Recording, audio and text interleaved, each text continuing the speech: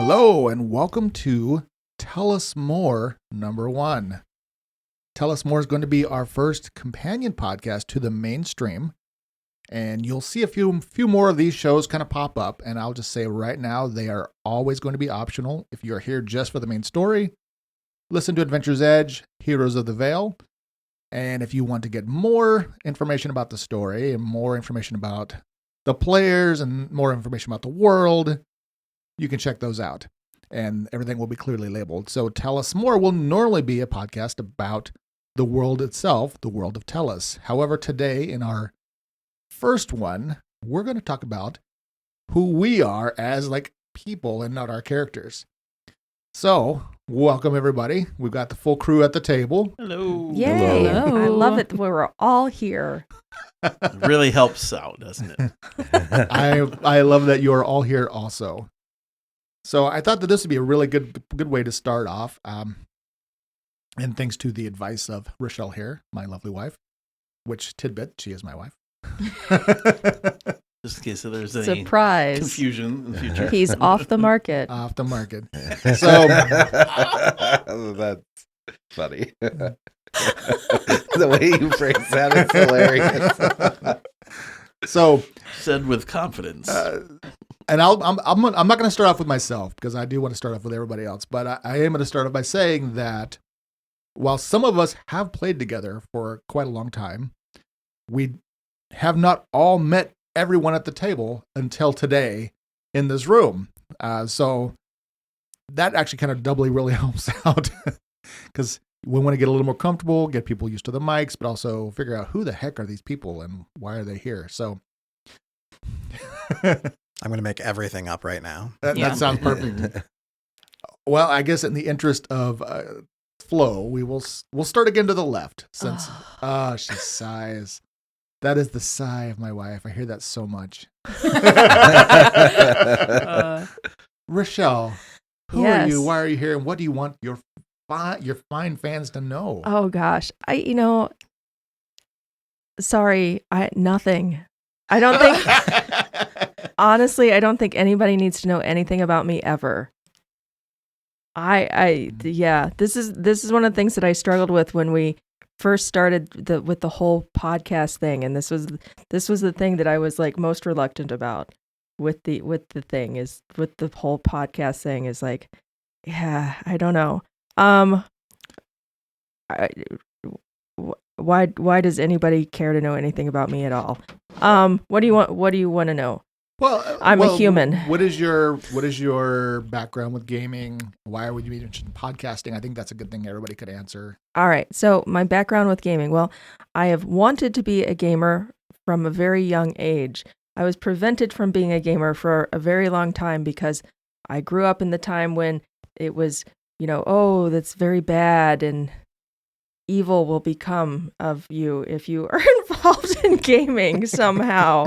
So there was, and so I did acquire some things from gaming, and a lot of times it was me just kind of playing pretend by myself until I got old enough that I could go and find people to game with, and I was able to do so, out on my own. So I have been playing in various iterations since 2nd edition D&D, and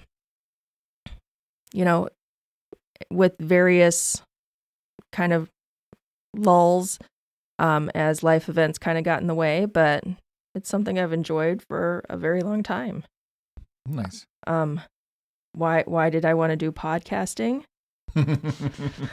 You got dragged into it. I did. I got kind of drug into it, I've started enjoying it.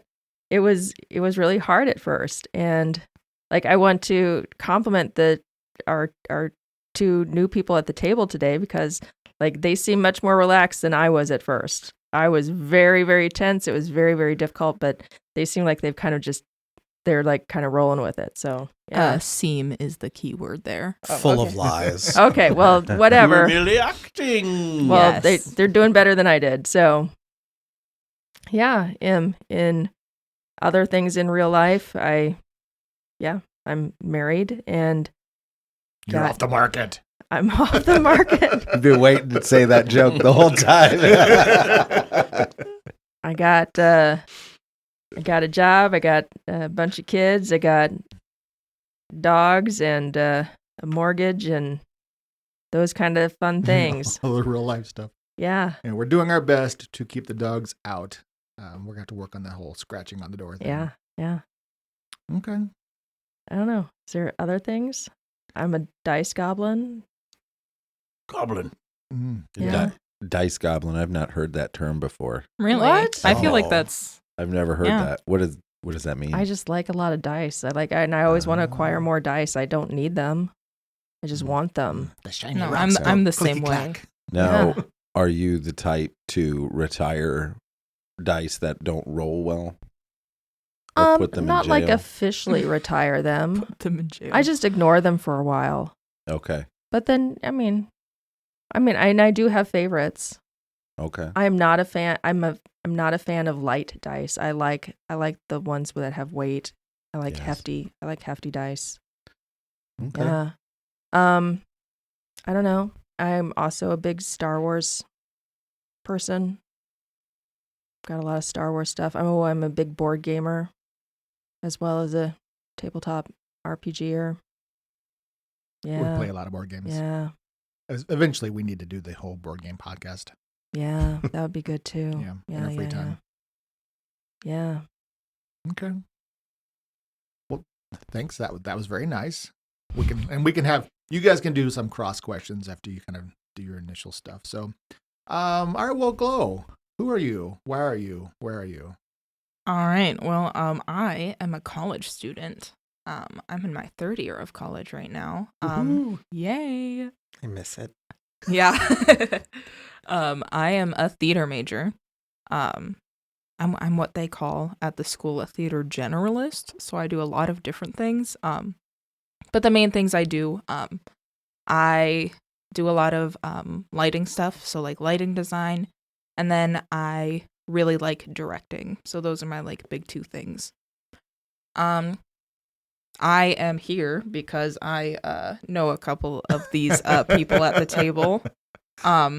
Yeah, so No nepotism involved. no nepotism at all. Yeah, so What is your obviously I know the history, but what is your history with gaming? yeah, so I have not done tabletop RPG in a considerably long amount of time. I played Pathfinder when I was a lot younger. But yeah, it's been a while, so it's gonna be fun to get back into it. And why did you? You know, you were actually not forced into this. You actually, believe it or not, you want to be here. Yeah. But I mean, what inspired this to join in your family's crazy experiment? Yeah, I mean, this is a big thing with like theater too. Is the whole point of it is storytelling, and so this is just another form of storytelling. So, you know, it's the big thing that I like to do. So it's just another way to be doing that. Nice. Brings a little tear to the eye. All right. Well, obviously, you know, Rochelle and I have known Glow for some time. But Matt, you're brand new to all of us. Very Welcome. true. Yeah. I mean, we met the other day, and it took me a little bit to track you down and coerce you into this. So, tell us, who are you? Indeed. Well, Matt. Yeah, I was kind of plucked from the ether to join this happy little community here. As for gaming, I've been running my own D&D homebrew world for a little over 30 years. So I've been there. And yeah, it's all about telling fantastic stories and watching it all evolve. I'll always love these games because players can access aspects of themselves that they might never otherwise. Like, it is therapy, it is an awakening, it is also just a way of hanging out with your nerdy friends that, you know, people are like, oh, we need to get together, but we need a reason. Like, okay, well, gaming pretty much includes in it that anywhere from, if you're lucky, half hour to, if you're less lucky, 3 hours of just socializing amidst the game as well, all while kind of telling this narrative. Otherwise, professionally and whatnot, I commented on college. I've been in the university structure for the vast majority of my life. I taught for 10 years.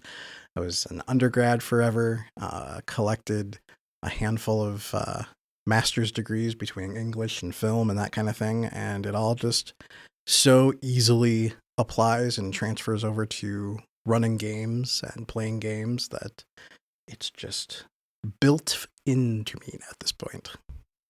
There was actually a question I have for you, not to break the format too much.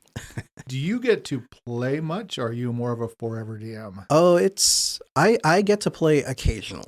Like, once in a while, one of my friends are like, oh, I've got an idea and I'm going to play this game. I'm like, awesome, let's do it. And, 2 to 3 months later, they're like, wow, that's exhausting and hard and I'm done. I'm like, okay, cool. Well, you did great. And, but yeah, it's pretty much a forever DM kind of standpoint. So this will be an interesting swap, because I'm familiar with Pathfinder in an adjacent way, just because I ran 3.5 for a really long time, and there's certain crossover, but it is both. I've never podcasted, I've never played Pathfinder, and I don't often get to be the player at the table. So a whole lot of new, and it'll be fun doing a whole bunch of things wrong and being told no. That's the best part, the learning. All right, awesome. Well, welcome. And this is going to be an exciting run. Yeah. All right, Jeff, we've known you for a little while. Yeah. Yeah. Some of you. Some of us. Yeah. I have been playing tabletop role-playing games for the bulk of my life. I started at Advanced Dungeons and Dragons when I was knee-high to a June bug, because I lived in Missouri at the time, and it's not knee-high to a duck there, it's knee-high to a June bug. They are tall. They're huge. They are huge. I played with my family, so my older brother was the DM, and I fell in love with it with my first critical hit on our homebrew system that we had, where we had to roll a d20 to determine where we critically hit something. And I think I critically hit this person's foot and they died. And I was like, this game is great. So much like Rochelle, though, I have had pretty lengthy periods of being off of gaming, mostly with, raising a family and, getting into your career and such. But I've been fortunate to kind of get back into it. As far as podcasting, I'm just always interested in playing a good role-playing game. So the podcast kind of came along with it. I had never podcasted before. And so, it kind of goes hand in hand. So like Matt, I've never played Pathfinder. I've played a little bit of 3.5, so this is fairly new, unexplored territory, but I think me and Tommy will get through it. I think so. I think we're going to be okay. I think so. And if we're wrong, then Dawn just has to correct us anyway. So, well, and you know what? I can always make another Tommy Gunderson Jr., or Tommy Gunderson Jr. I've got no end of fighter-based ideas. I have, interestingly enough, never played. The last fighter I played was 30 years ago. Oh, wow. And it wasn't even, you couldn't even be a fighter. It was back in Advanced Dungeons and Dragons when you picked a race, you had to just be that race. Mm-hmm. And so I was a halfling.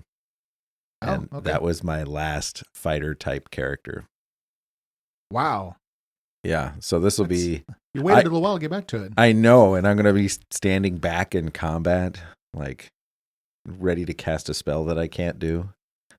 I'm like, oh yeah, wait. Everybody's looking at you like, get up there, Tommy. Yeah. No worries. I'll give you a push.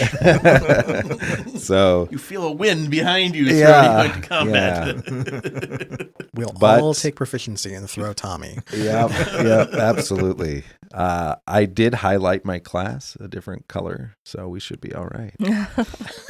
Okay, that's amazing. Our wolf dad. Yeah. I met Don Rochelle on the Facebooks or a local Oh yeah. gaming, the Pathfinder. That was 2017, I think. Was that it? Yeah. Wow. In the before time. Yeah, Yeah. before time. And because I as well, like a lot of other people, I grew up in the same era. My parents didn't really say no to playing D&D. They just didn't know all the details because they probably would have freaked out if it was. So yeah, I played Dungeons and Dragons for some time in high school when it was not as cool. So I didn't tell my fellow football players that I played it. He kind of kept that quiet. So I was living a double life. And then, yeah, life happened. And then I got back to it. I'm like, you know what? 5e came out, and it seemed like a good time to get back into it because it was a little bit easier because, you know, the day that Dungeons and Dragons almost died with 4. And so I'd never played Pathfinder before, and I talked to Don, and this looked extremely complicated and Mathfinder, and I'm not good at math, but you know what? I'm glad I did and took the jump because I like the part of, I don't know, working as a team, as a group of people with maybe some different ideas about life or whatever, and there's like a common goal that there's a bond, right? It's like kind of like teamwork. Mm-hmm. And it's just getting to know, and now I have friends that are completely, you know, different than I never would have expected, and it's like a cool gift. And then it's just fun to joke around, and especially with people my age, because then I get references that are funny. So I DM a group, a D&D group, and then I play in another D&D group with Jeff. And so, yeah, I am right now in 4 games, DM1 and 3. Wow. So I don't have any children, and that's the answer to that. If you're wondering how I can play that many games. I have a dungeon in my basement with table and all that kind of fun stuff, and just got a resin printer, so miniatures galore. Nice. And yeah, it's I'm glad to be asked part of this. I was part of the first podcast of Dungeon Patrol, if you've ever heard of Bjorn. Aw. He's still alive. You know, I he's know. I don't think anything could kill Bjorn. No. Well, yeah. Except so for water. water. Yeah, he wasn't. Yeah, water in a room. What? We're all dead? Yeah. Yeah. So yeah, and I've played a druid then in the last group of Dungeon Patrol, and you know what? I want to play a druid again. I want to play a different kind of druid though. Nice. So here I am. Cool. Glad you are here. Thank you. It's probably the opportune time to say we should probably have all silenced our phones, as I, in fact, did not Some of us did. silence my phone. I thought that was expected. I did that Yeah. before I walked in the house. Mhm. That's I so thought that funny. was like a given. Yeah. Oh. Yeah, whoops. Well, good thing this is We need to bonus. put a sign outside, perhaps the door, I was going to say, maybe we need a list of rules in here. That's true. That's true. like a Sorry. red light recording. That's what you need. Oh, I like that idea. Recording in process. Should Well, get a light bulb for outside the room. I was looking turns at one of on. those on-air lights. Mhm. Yeah. Yeah. Mhm. But then if we're all in here, there's nobody out there to see This is it. Maybe you could get one that did like a little laser show with red lights, so that way it could keep the dogs occupied. Oh my gosh. Yeah. It's this. You wouldn't have anything valuable out in that room once you were done, but You don't see this over the air, but I've known Rochelle and Don long enough to where Don comes with an idea, and you can see these gears grinding, and then Rochelle gives him this look of unconditional love, and then Don goes with it, or doesn't go with it, but It depends on the expression she makes. Oh, yeah. That expression was given just recently. Oh, yeah. Oh my gosh. Yeah. I have just met both of them, and I already fully recognize Rochelle's sigh. Yes, absolutely. Uh, There's that, and then the colossal sized maps. I Yes. think you'll Oh my get gosh, to enjoy. yes. That's because Don's mind is always gears are grinding when it They comes are. to gameplay. I mean, relatable. I've got a Yeah. 30-year-old campaign world, and it's still Yes. growing. So yeah, I mean, I guess I can say something about myself. I'm a Sure. lifer. I mean, I've been playing since the 1981, 82, something like that. I would have been a lifetime D&D player. However, I think Rochelle alluded to this. I was introduced to D&D at school, and that first Christmas, one of my friends, because we were doing some playing at school, at lunch break, and it was the most amazing thing. The first time I saw the Fiend Folio at the table, that little gear in my head switched. I'm like, oh, I need to know everything about this. This little kid. And I got the red box, and that was right when the Satanic Panic hit. Mhm. And it hit hard. And if you're younger and if you've never really heard about that, it was so real. And we lived in the South, and I had to give it back. And that really, really put a damper on getting into D&D. So I took different paths and played science fiction because I was able to convince people that was okay, because science fiction didn't have, magic and stuff in it.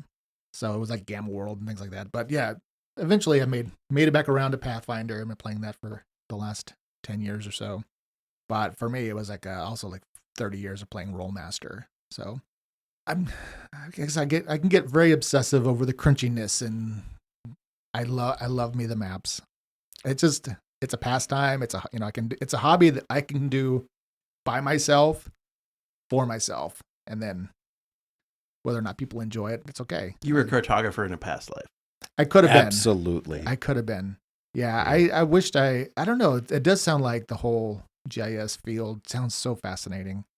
I may not be as interesting in person. I don't really know if they get into it as much as I do over my fantasy maps, but I love them. So No, yeah, you absolutely could have. Combining your IT knowledge and technical skills with the yeah, because I'm in IT. I've been doing systems analyst work and software development forever, and Perhaps your past life, you were a cartographer and you were mapping out some coast, and everybody on the ship was leaving because the natives were getting upset, and you were just saying, I'm almost done. Just give me a second here. Gosh. And that's how you passed away. Oh my gosh. that was involved. Okay. Well, you know what I mean? Have you ever done Ancestry? Are you related to Magellan? Or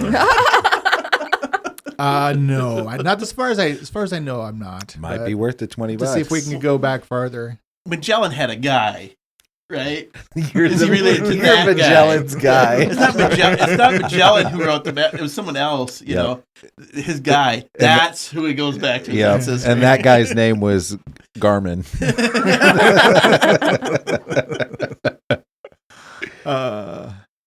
Yeah. So I obviously lifetime gamer. It's definitely part of my personality. But outside of that, I'm an IT guy. I've got a big blended family with a giant passel of kids who are doing various things.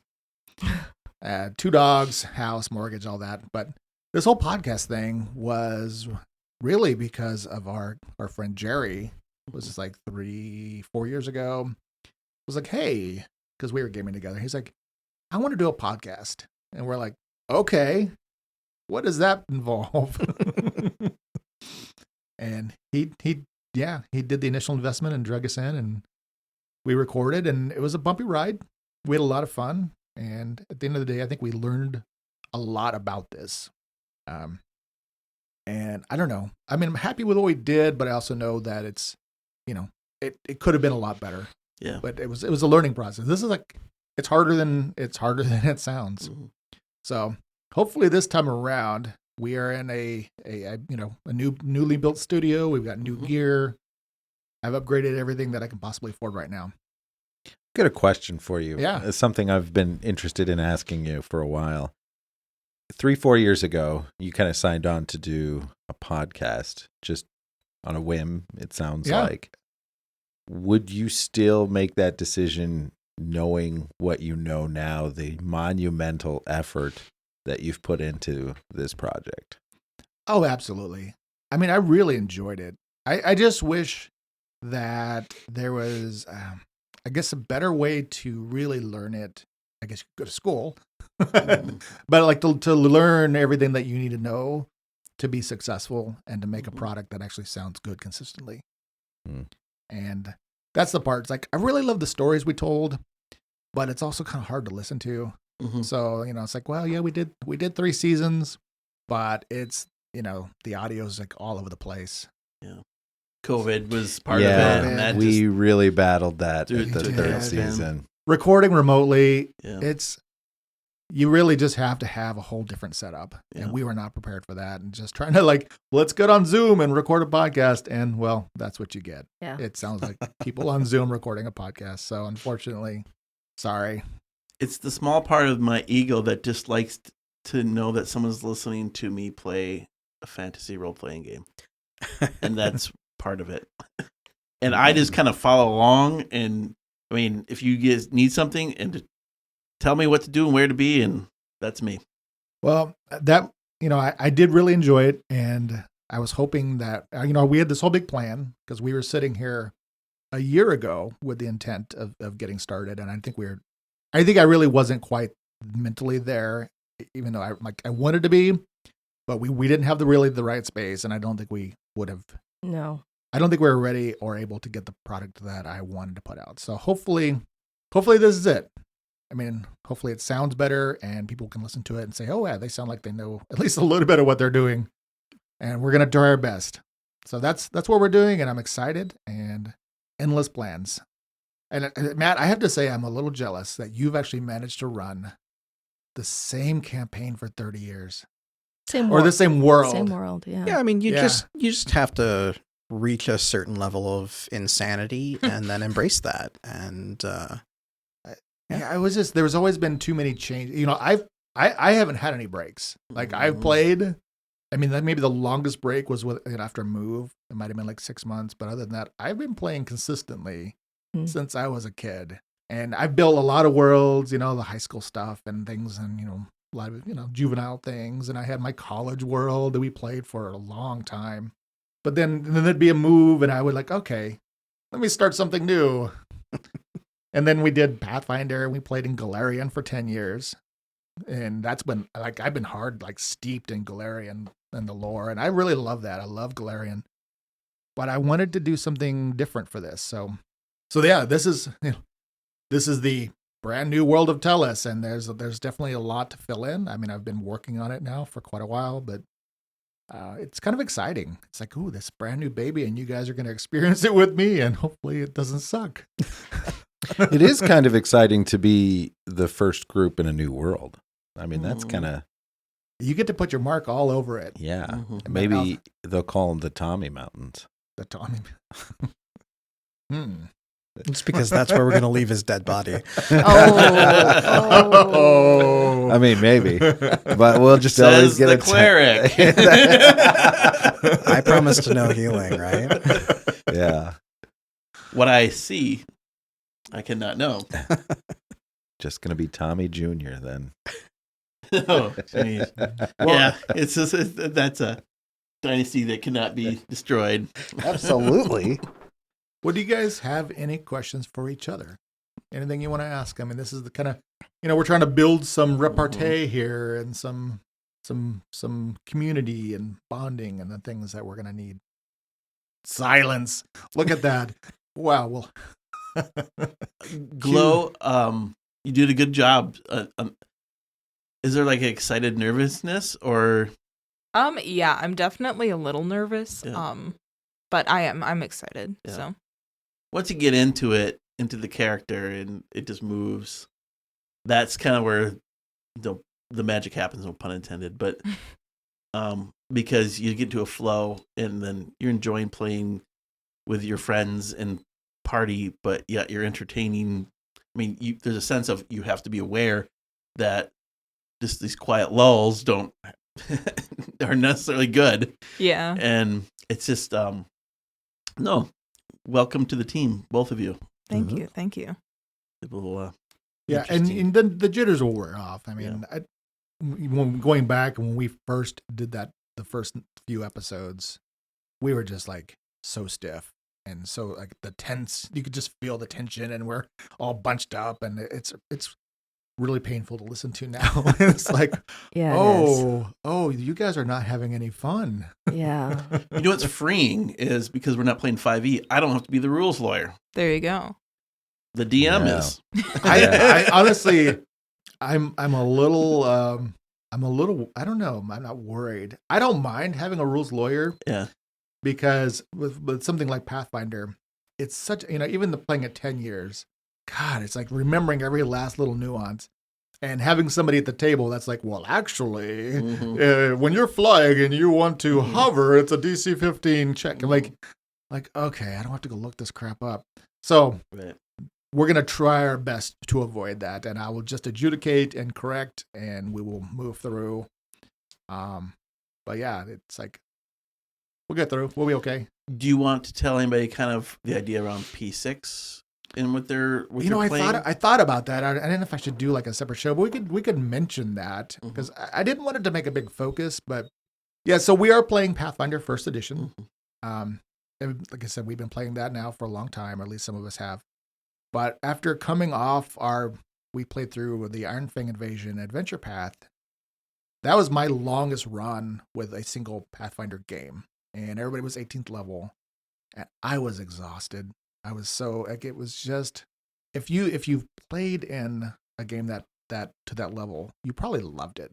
Mhm. Like as players, man, just having that superpower and everything you can do. But as a game master and trying to prepare those fights, and every creature has like a 1-page stat block with 30 feats and all this Mhm. nested stuff that if you don't really learn, it's hard to challenge your players. And it just Yeah. like, it would transition from fun for me to Yeah. just sheer tedium. Yeah. And, we were having these 3-dimensional fights and blade barriers 100 feet long and things getting ground. I mean, it was like, this is no longer the fantasy game that I really enjoy. It's more like a superhero game. I could see moments of just sheer, from a DM point of just like, not necessarily like defeat. Like you're like, oh, man, I built this whole up and this was gonna be really awesome. And the amount of power, not in a bad way, but kind of ruined it. The whole like fear of losing. Well, From a player standpoint, I didn't have that fear. Yeah. well, and it's for the tough part about it for me, and I don't want to get too far into it. It becomes a game of rocket tag, Mhm. where it's whoever gets hit first goes down. Yeah. And I don't find that fun. But yeah, prepping a fight and then 3 people throw out 8th level spells, and I'm like, I'm trying. The action economy is wrong, and it's like, anyway, some people love it. It's okay if that's your jam. But I said, you know what, I don't want to do that again. And sure, we could change systems. Plenty of people do. There's a million systems out there, and we'll definitely explore some other ones. I'm not just like, oh, well, whatever. And I wasn't ready to jump on Pathfinder 2 because, I've got $1,000 of Pathfinder 1 books, and it's like, oh, okay, I need all that money for the studio. So what we're doing is we're staying with Pathfinder 1, but we're playing Pathfinder P6. And I spent a lot of time kind of customizing our version of it. So what it is basically is that characters only progress in their class to 6th level. And then after that, instead of their class continuing to level, their characters just gain a feat and a hit point or a skill point. So the power creep is largely eliminated. I mean, characters are going to continue to get more powerful, more laterally, because you're going to rack up feats much quicker. Because the points required to gain a level are not, I'm not using the same scale. So basically, we're going to continue to level up pretty quickly. So it's not going to just, take forever to get to 12th level. Although, since we're playing 1-hour sessions, I mean, it still objectively will feel like a long time. So we're trying this out in our other game, and I don't know. So everybody's like 3rd and 4th level so far. So we haven't hit that 6th level to know what it's going to look like. So I don't really know. I'm excited about it from a GM standpoint and from a storytelling where, were we to stick with the game for 3 or 4 years, you guys could be, 15th level, Right. and we could still be telling stories kind of in this lower tier. Mhm. And to me, as a GM, that sounds like a lot of fun. Yeah. We will be able to look back at this tape 3 years from now and see if it actually is. I don't know because I haven't done it. We're all doing this new together. I am excited about it. But at some point, we could also say, you know what? Let's do a different system. Let's do some other experiments. So, As someone as likes to build characters with P6, since we already kind of got into it, it's a little bit more challenging, but it's kind of like seeing the forest through the trees. You got to have a perspective about it from your viewpoint, I feel. But now that I kind of see now that the world is getting fleshed out in the other adventure, we're playing the same thing, it makes more sense. And I don't know, there's more jeopardy. Mhm. And I think that it's, to me, I was a little bit down on it. Like, man, I can't build an awesome character that can do everything. But that's okay, because I'm learning that it's more fun, more work, but it's more fun to build, to me, characters in Pathfinder than there is in 5e. Just because there's so much more. Well, and it provides an interesting experience on both ends. Like as a DM, my favorite levels to run for my players are that, 1 through 6 or 7 anyway. 1, it is where you see the players really discover who their characters are. It's where everything is a strange challenge. You might go on an adventure just to get enough money to buy a longbow. Right. Wow. And you're super squishy. Right. Well, and then that level 1, level 2, it's, you shouldn't be doing this. Go back home. And that level 3 is oh, we could actually be heroes. Mm-hmm. But from that point on, the thing that I keep experiencing with my higher level players is okay, what do I want to do? I've got 19 different choices and I don't remember what all of them do. And let me think about this. So this provides an interesting way of, you have a more finite, more quote unquote realistic in a fantasy world tier of skills. And then because of the addition of feats, you are modifying those abilities rather than adding that's stuff to the pot. Good point. As a spellcaster, when you're level 15, how many first level spells are you using?